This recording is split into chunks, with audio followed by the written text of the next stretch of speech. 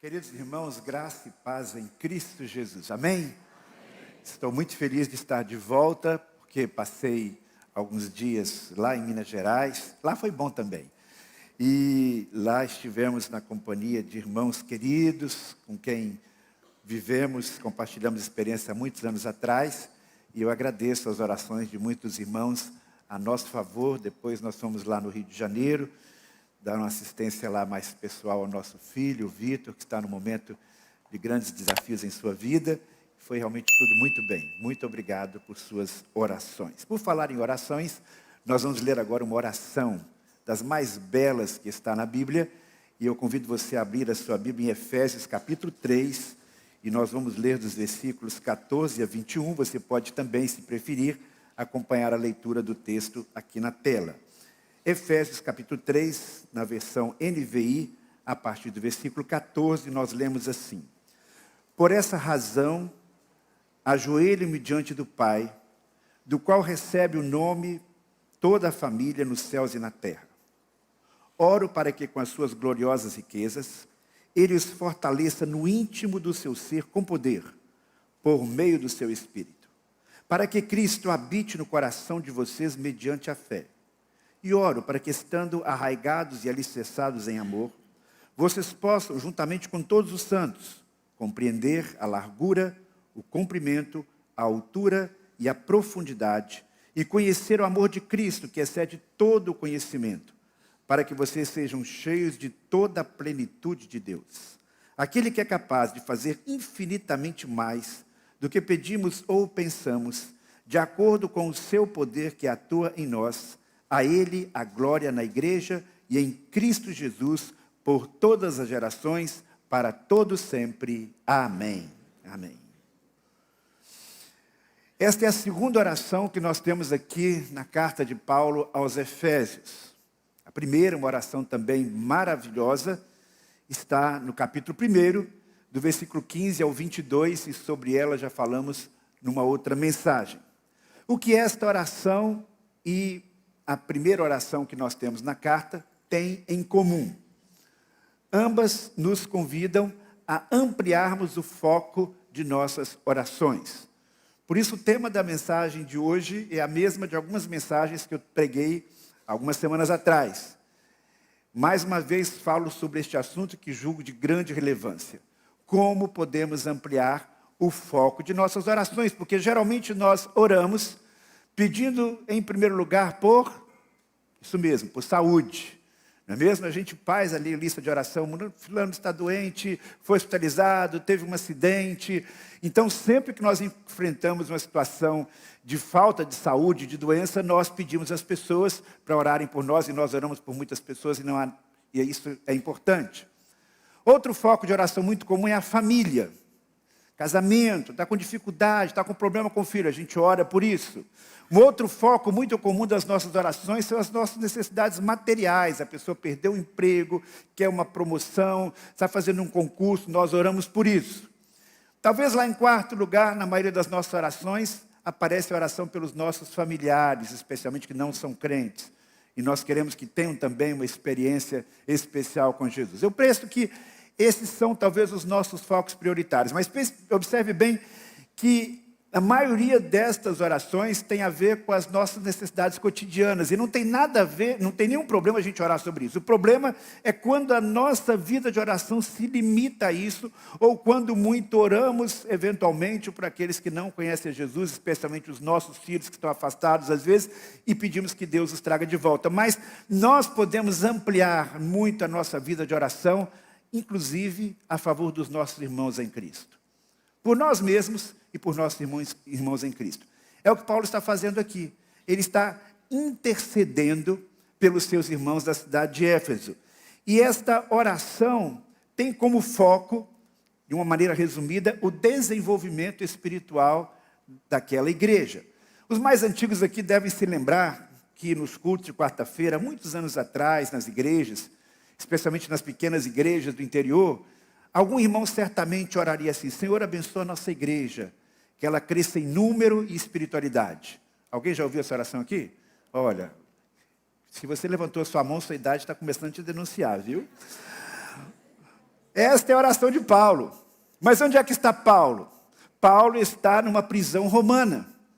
E como já temos falado outras vezes, estando numa prisão, que era um lugar insalubre, um lugar terrível, ele não pede por sua libertação, ele não pede que tenha um tratamento diferenciado na prisão, ele não pede por mais conforto e regalias, não.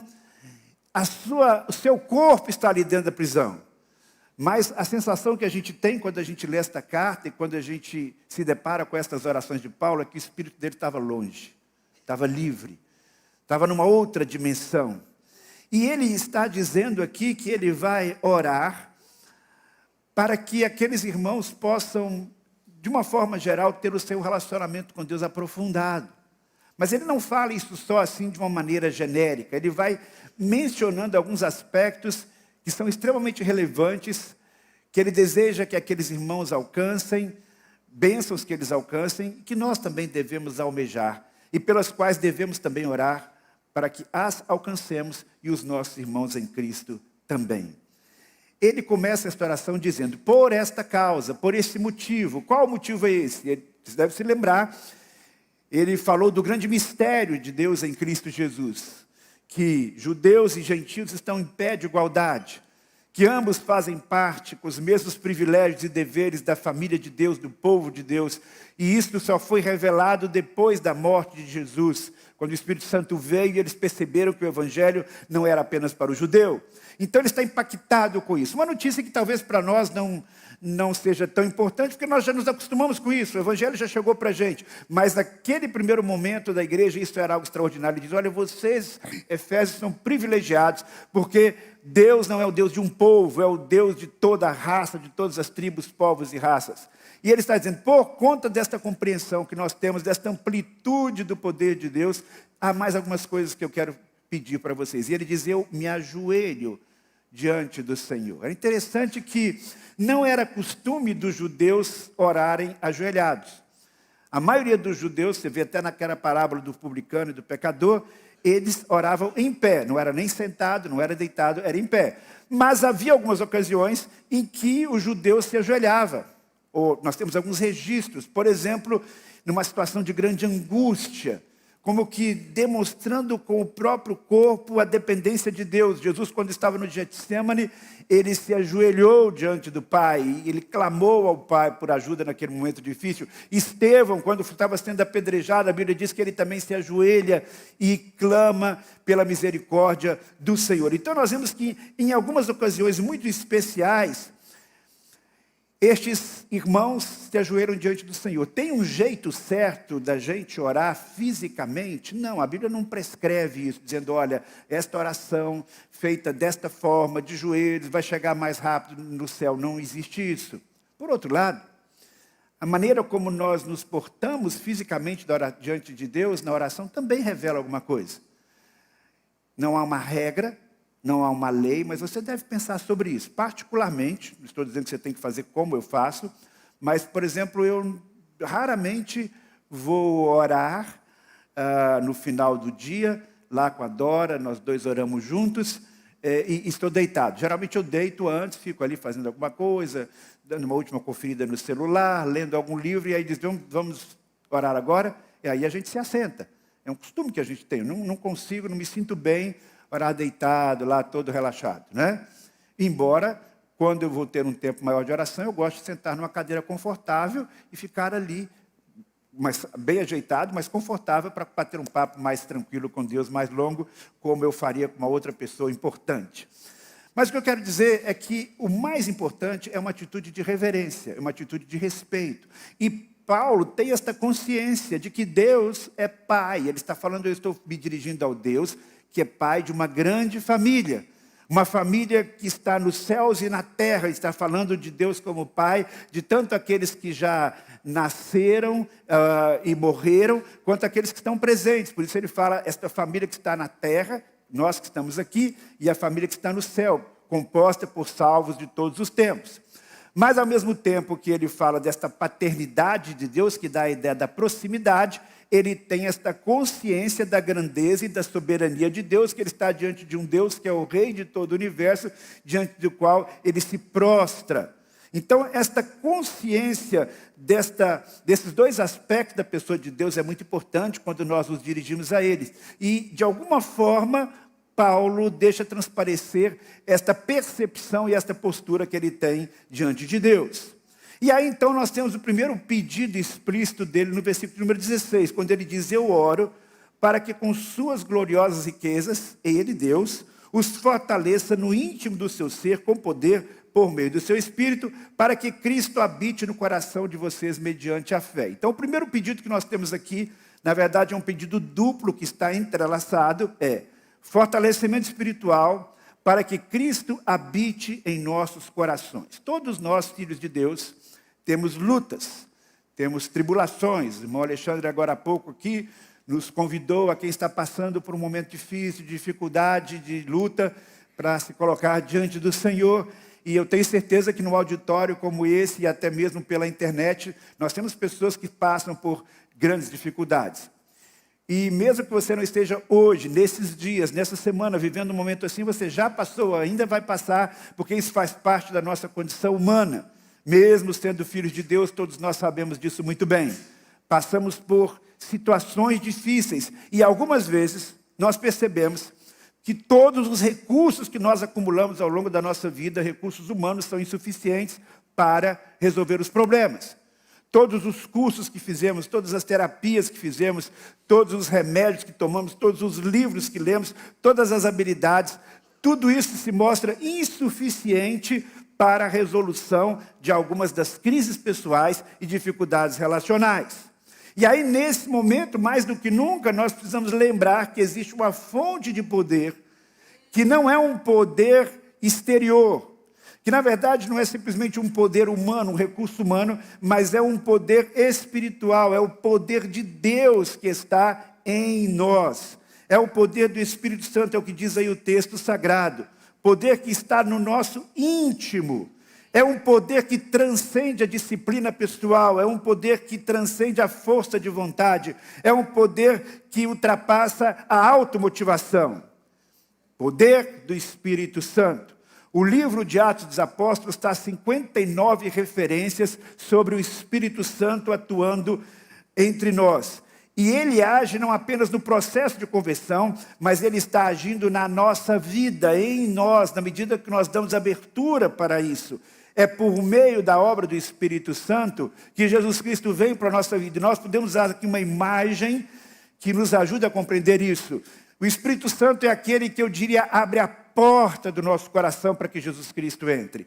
E ao mesmo tempo que Jesus Cristo entra, ele entra junto também. E ali nós temos então o Filho e o Espírito Santo enviados pelo Pai em nosso interior. Tanto que muitas vezes nós temos na Bíblia a expressão: Cristo habite no seu coração, Cristo está em mim, o Espírito Santo habita no meu corpo é templo do Espírito Santo. Então, na verdade, eu diria que é uma função dupla do Espírito e do Filho juntos em nossa vida, em nosso coração, em nosso interior.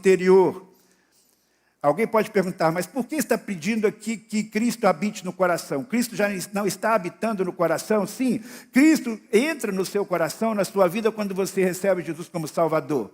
Mas o que Paulo está enfatizando aqui é uma questão de intensidade desta presença de Jesus na nossa vida. É que espaços ele ocupa na nossa vida. Se você imagina a sua vida como uma casa, Jesus pode estar apenas na sala, ou ele pode estar entrando em cada aposento, em cada parte desta construção, desta sua casa. É interessante a palavra que Paulo escolhe aqui para falar sobre esta habitação, que Cristo habite no seu coração. Existem duas palavras no grego para explicar essa ideia de uma residência, de uma habitação, ligadas ao verbo habitar. Uma delas é paroikeo e a outra é katoikeo. Então, paroikeo e katoikeo. A segunda palavra indica uma morada permanente. A primeira, uma habitação temporária. A diferença entre você passar uma noite num hotel, numa hospedaria, na casa de alguém que não é a sua casa.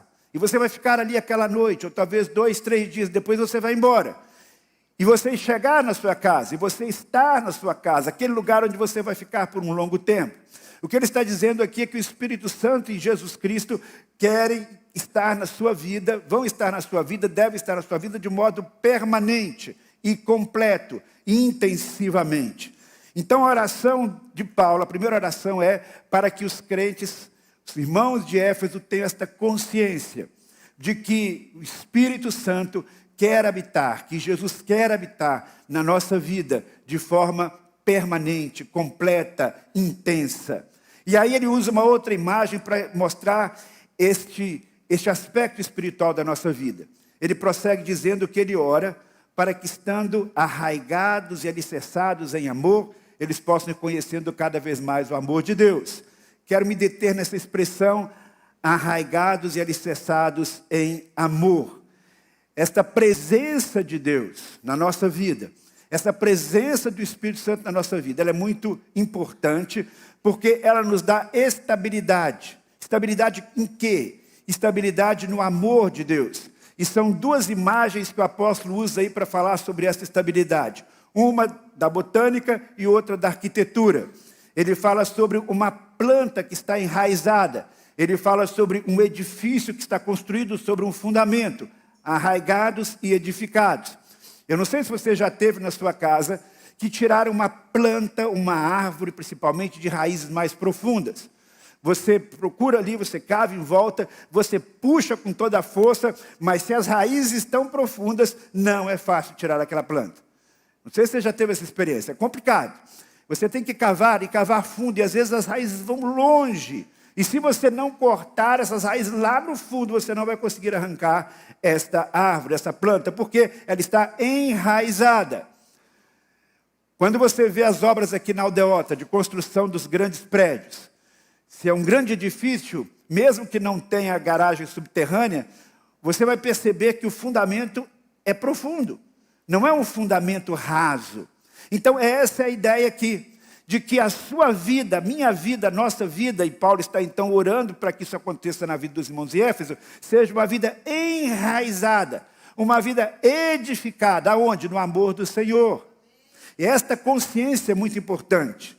Eu diria que poucas coisas, se é que existe alguma coisa mais importante na nossa vida cristã, é a consciência do amor de Deus, do amor de Cristo por nós. Quanto maior for a consciência do amor de Cristo por nós, quanto mais compreendemos o que Cristo fez por nós, o amor de Deus por nós, quão fascinante é Jesus, maior será o nosso compromisso com Ele. Maior será a nossa resiliência, maior será a nossa capacidade de enfrentarmos os embates da vida. Então, nós enfrentamos as lutas, as provações, não apenas com algumas dicas e algumas estratégias para superar os problemas, mas como cristãos, nós temos um maravilhoso recurso adicional, que é a consciência desse amor de Deus. Porque quando você tem essa consciência do amor de Deus e está passando por lutas, por dificuldades, você não entra em parafuso, você não vive uma grande crise existencial. Paulo estava numa prisão, Paulo estava sendo injustiçado, Paulo estava sendo perseguido por aqueles que se diziam filhos de Deus, mas ele não fica desesperado com isso. Ele se coloca como aquele que tem a sua vida enraizada no Senhor, no amor do Senhor. Ele tem a consciência de que nada poderá separá-lo do amor de Deus que está em Cristo Jesus. Todos nós, como seres humanos, somos carentes de amor.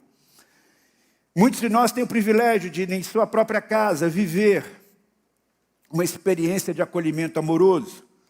Outros, às vezes, vão ter essa experiência de acolhimento amoroso quando se estabelece um relacionamento afetivo, romântico, se casam, formam a sua família. Outros talvez passam quase toda a vida sem experimentar isso, mas existe um amor que está à disposição de todos nós. Independente da família de origem, independente da família que você formou, que é o amor de Deus. E muitas pessoas, de fato, experimentam esse amor apenas quando têm esse contato com Deus. Mas mesmo aqueles que têm uma experiência amorosa na sua família de origem ou na família que formou, todos nós precisamos do amor de Deus, porque Ele é, de fato, diferenciado. É um amor absolutamente singular e nenhum amor humano pode suprir a nossa necessidade de viver debaixo do amor de Deus, com a consciência do amor de Deus. E é por isso que ele ora nesse sentido, para que aqueles irmãos não se esqueçam, em momento algum, de que são alvo do amor de Deus. Para que eles possam conhecer o amor de Deus em todas as suas dimensões. E aí ele Ele apresenta aqui o amor de Deus numa versão 4D. Vocês possam, juntamente com todos os santos, compreender a largura, o comprimento, a altura e a profundidade e conhecer o amor de Cristo que excede todo o conhecimento. Largura, comprimento, altura e profundidade. É o que eu chamo de um amor em 4 dimensões. Alguns dizem que Paulo está usando simplesmente uma figura retórica, uma hipérbole. Mas eu concordo com os comentaristas que dizem que quando Paulo usa esta imagem, nós podemos afirmar que esse amor de Deus por nós, ele é suficientemente largo para abranger toda a humanidade, judeus, gentios, pessoas de todas as tribos, povos e raças. Ele é suficientemente comprido para durar por toda a eternidade. Não há dimensão de tempo, nada que façamos vai diminuir o amor de Deus por nós. Ele é suficientemente profundo para alcançar o pecador mais degradado, aquele que está no mais profundo poço. Ele é suficientemente alto para levar-nos até o céu. Alguém já disse que a cruz de Cristo apresenta esse amor multidimensional. Ele vem do céu e vai até a terra, representando então aquele travessão vertical. E na horizontal nós temos Jesus de braços abertos para todo mundo, acolhendo a todos que querem crer nele e confiar nele e dedicar a sua vida a ele. Então é um amor amplo, do céu para a terra, e que alcança todas as pessoas em todas as dimensões. É esse amor que nós devemos buscar compreender cada vez mais. É nesse sentido que Paulo está orando, para que esses irmãos de Éfeso tenham uma compreensão cada vez mais ampla desse amor. Mas esta compreensão, meus irmãos, ela transcende uma vivência individual com Deus. Ele diz que vocês possam compreender com todos os santos essas dimensões do amor de Deus. E o que isso significa? É que a nossa compreensão do amor de Deus, ela pode ser muito limitada quando nós focamos apenas na nossa própria vida. A nossa compreensão do amor de Deus, ela se torna limitada porque a nossa experiência de vida é limitada. Então nós precisamos interagir com outros irmãos. Nós precisamos estar em contato com outros irmãos, conhecendo a realidade de outros irmãos, para que nós possamos ir percebendo as diferentes dimensões do amor de Deus. E eu posso dizer para vocês que isso é uma grande realidade. Não só no dia a dia da igreja, mas muitas vezes, quando nós paramos para fazer uma retrospectiva mais ampla do amor de Deus na vida dos nossos irmãos, nós podemos constatar isso. Como mencionei agora há pouco, no final da semana passada eu tive um privilégio muito especial. Nós reunimos cerca de 40 irmãos com os quais convivemos de uma maneira mais próxima há cerca de 40 anos atrás. Esses irmãos eram, hoje, todos já aí na faixa de 50, 60 anos aproximadamente. Eles eram adolescentes, eram crianças nesse tempo. E eu era jovem. E a gente participou de diversos projetos missionários, diversas ações, lá na primeira igreja batista de Teoflotone. E como tem acontecido em nossos dias, nesse tempo, foi formado um grupo no WhatsApp ano passado, e nós combinamos, então, participantes deste grupo, de nos reunirmos lá em Teoflotone, num sítio, no fim da semana passada. E foi uma experiência maravilhosa. Nós passamos ali cerca de 3 horas, reunidos esse grupo, cada um contando um pouco da sua história de vida. O que aconteceu nesses 40 anos na nossa vida? E relembrando algumas experiências do tempo que nós vivemos juntos ali naquela cidade. Veio gente de diversos lugares do Brasil e até dos Estados Unidos. E foi muito inspirador ver a ação de Deus na vida de tantos irmãos. O que eles conseguiram alcançar com a bênção de Deus. Não só no sentido material, mas bênçãos espirituais. Que compreensão alguns deles estavam tendo da vida, em meio a lutas, em meio a dificuldades e também a grandes vitórias. Ou seja, participar daquele encontro deu para mim uma visão ainda mais ampla da graça e do poder de Deus. E é isso que acontece quando nós interagimos de fato com outros irmãos. Por isso ele diz, vocês possam, juntamente com todos os santos, e sabemos que os santos é o nome que ele usa para os cristãos, vocês possam compreender ainda mais o amor de Deus. Lembrando que há uma ressalva importante, que por mais que nós tentemos fazer isso, nós não vamos alcançar toda a profundidade do amor de Deus. Porque ele diz, esse amor excede todo o entendimento, todo o conhecimento. Então, enquanto nós estamos aqui na terra, nós ainda não teremos uma visão completa do amor de Deus em Cristo Jesus. Este, eu creio, será um privilégio que teremos na eternidade.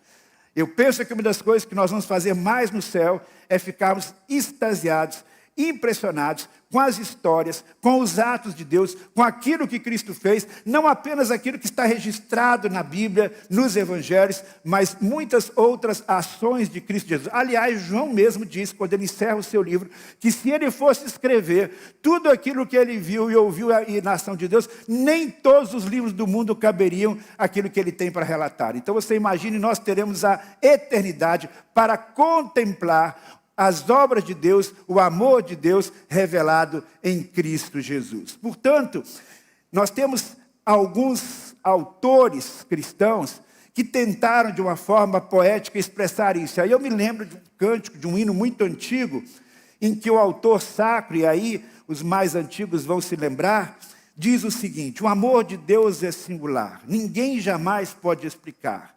É bem mais vasto que o céu, é mais sublime além do véu. Aos nossos pais que transgrediram, Deus prometeu Jesus. Que amor sem paz eles ouviram lindas promessas da cruz. O amor de Deus, tão rico e puro, ao homem viu salvou. Jamais tem fim, é bem seguro, ao céu de luz eu vou. Se os mares todos fossem tinta, e o céu sem fim fosse papel, se as hastes todas fossem penas, e os homens todos escrivãs, nem mesmo assim o amor seria descrito em seu fulgor. Oh, maravilha deslumbrante, esse eternal amor. Para os mais modernos, para os mais novos, tem também uma outra canção, não fique triste, é da Ana Paula Valadão. Grande, tão grande, alto, tão alto, fundo, profundo, é maior que o mundo, mas é pequeno, cabe lá dentro, no coração de quem se entrega ao Salvador. Ela está falando do amor de Deus. Caminhando para o final, ore para que a plenitude de Deus se manifeste nas nossas vidas. Paulo está dizendo que ele deseja que as pessoas possam conhecer o amor de Cristo, que excede todo entendimento, para que vocês sejam cheios de toda a plenitude de Deus. Plenitude é uma palavra que o apóstolo Paulo gosta de utilizar. Ele utiliza tanto na carta aos Colossenses quanto na carta aos Filipenses. Ele fala, por exemplo, lá na carta aos Colossenses, que Jesus Cristo estava cheio da plenitude de Deus, do Pai. E nós, estando ligados a Cristo, também podemos estar cheios da plenitude do Senhor. Esta plenitude da presença de Deus, meus irmãos, então deve ser um alvo constante em nossa vida. A plenitude do Espírito Santo não é algo que você consegue adquirir apenas depois de muitos anos de vida cristã. Eu penso que existe uma diferença entre a maturidade cristã e a plenitude do Espírito Santo. A maturidade cristã demanda tempo para que você possa alcançá-la, para que algumas coisas na sua vida sejam de fato buriladas, aperfeiçoadas, e para que você possa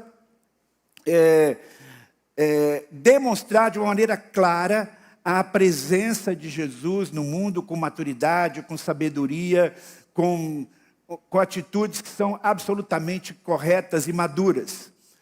A plenitude do Espírito Santo significa saúde espiritual. Uma criança, ela não é madura no sentido de ter atingido a sua maturidade física e emocional. Ela é uma criança, mas ela pode estar plena de saúde. Assim também um novo crente pode estar cheio do Espírito Santo, pleno de saúde, o que não significa que ele chegou à maturidade. Mas essa plenitude de Deus significa esta presença gloriosa de Deus na sua vida. Significa o seu coração pulsando em sintonia com o coração do Senhor. Significa Deus falando ao seu coração e você respondendo a esta presença de Deus de forma maravilhosa. A plenitude do Espírito Santo é algo possível para qualquer um de nós. E eu diria que aqui na terra nós temos um corpo, vamos fazer aqui uma imagem simbólica, como se fosse um copo desse tamanho. E esse copo pode estar cheio da presença de Deus ou vazio da presença de Deus, dependendo de como você vai se relacionando com Ele, do tempo que você gasta com Ele, da sua sintonia com Deus. E há momentos e há fases da sua vida em que esse copo está transbordante. Mas não é uma garantia que se estiver cheio hoje vai estar durante todos os dias da sua vida. Por isso que você precisa estar sempre chegando a esta fonte que é o Senhor, para que Ele possa estar enchendo novamente.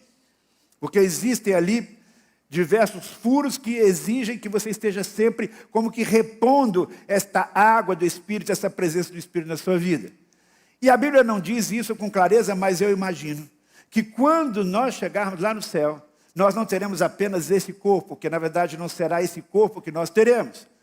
Nós teremos um receptáculo de um tamanho que eu não posso nem dimensionar aqui. Se eu abrir os meus braços, eu não consigo dimensionar como será o nosso novo corpo, esse novo receptáculo da presença de Deus.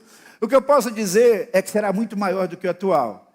E estaremos plenos dele o tempo todo. Essa será uma bênção maravilhosa. A presença de Deus na nossa vida de uma forma miraculosa e extraordinária. E aí quando Paulo fala sobre isso, meu desejo é que vocês sejam plenos da presença de Deus, ele fala que isso de fato está além da nossa compreensão.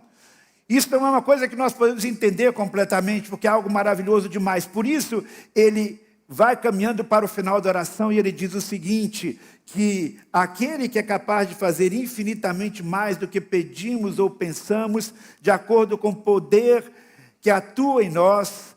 Então ele faz aqui uma descrição de Deus que nos leva a crer que Deus tem capacidade de responder às nossas orações e fazer por nós e fazer em nós além da nossa expectativa. Nossa expectativa no campo espiritual muitas vezes é limitada. Alguns pegam esse versículo aqui e querem fazer uma aplicação puramente material, é empobrecer o texto. Alguém lê esse texto e diz, olha só, eu estou pedindo a Deus um Celta usado e Deus vai me dar um BMW. Não é isso não, meu irmão. Não é? Deus está dizendo aqui que existem bênçãos espirituais, além do que você pode imaginar, e Ele deseja conceder a você. Deus pode conceder, então, não apenas aquilo que você está imaginando, mas além disso, você deve orar por isso, mesmo que seja algo humanamente impossível, porque Deus faz além daquilo que pedimos ou pensamos. Temos um poder, então, infinito operando em nós, poder que ultrapassa a nossa imaginação, é o poder do amor ilimitado de Deus. Diante desta realidade, Paulo não tem como concluir essa oração, senão numa expressão de louvor a Deus, de gratidão a Deus. E ele diz, então, a Ele seja a glória na igreja em Cristo Jesus, por todas as gerações, para todos sempre. Amém. Então, ore louvando a Deus. Peça a Deus tudo isso. Não tenha constrangimento. Diz, Senhor, para a minha vida e para a vida dos meus irmãos, eu quero compreender e quero perceber cada vez mais o teu amor. Eu quero que a minha vida esteja arraigada no amor de Jesus Cristo. Eu quero que o Espírito Santo encha cada vez mais a minha vida. Eu quero poder ir compreendendo e vibrando com todas as dimensões do amor de Deus em Cristo Jesus, o teu amor em Cristo Jesus. E ele diz então, glória a Deus na igreja, porque a igreja é a comunidade através da qual Deus preferencialmente manifesta o seu amor ao mundo. Glória a Deus por Cristo, que é a fonte do amor infinito. Glória a Deus, porque o nosso Deus tem poder de transformar a nossa vida no mais profundo, mudar aquilo que está lá no profundo do nosso coração. Que as nossas vidas, então, manifestem a glória de Deus. Que a nossa igreja, na celebração desses 93 anos, manifeste ao mundo a glória de Deus. Que o Senhor nos abençoe. Amém.